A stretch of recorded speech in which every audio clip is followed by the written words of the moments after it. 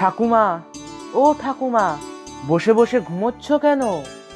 ওরে বেটা আহম্মক, ভর দুপুরে পান্তা খেয়ে ঘুমাবো নাকি নৃত্য করব?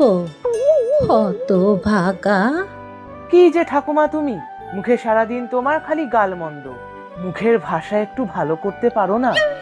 আহা রে, কোথাকার কোন মহাপুরুষ এসেছেন যে তার সাথে মধুর ভাষায় কথা বলবো? কেন বলবে না? আমি না তোমার একমাত্র নাতি, তোমার বংশের প্রদীপ। সে তো বাছা মিছে কথা নয়। তুই আমার সর্বধন নীলমণি, তুই আমার সোনার চাঁদ, হীরের টুকরো। আর তুমি আমার কত ভালো ঠাকুমা।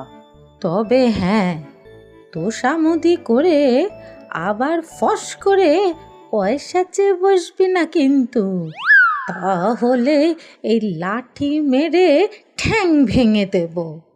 আহারে, পয়সা চাইতে যাব কেন তোমার কাছে? আর চাইলেই কি তুমি আর দিচ্ছ?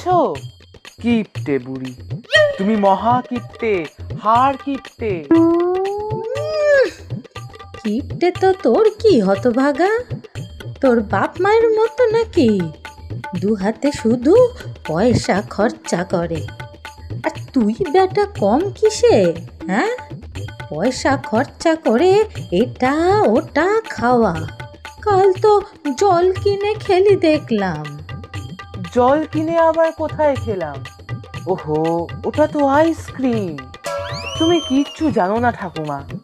ওই হলো, একবার খেয়েছিলাম, তোর ঠাকুরদা এনেছিল, শুধুই ঠান্ডা জল আর একটু মিষ্টি মিষ্টি। তা আবার পয়সা দিয়ে কিনে খাওয়া কেন বাপু? হ্যাঁ, কুঁজোর জল কি আর ঠান্ডা নয়? আর দুদানা চিনি মুখে দিয়ে নিলেই হয়, শুধু খরচা আর খরচা। আচ্ছা ঠাকুমা, দাদুও কি তোমার মতো কিপটে ছিল? সেটাই তো আমার কপালের দোষ, বুঝলি রে হতভাগা। দুই হাতে দান ধ্যান করতো, আমার কথা কি আর শুনতো নাকি? ইংরেজ আমলে স্বদেশী করতো, পরে ধরা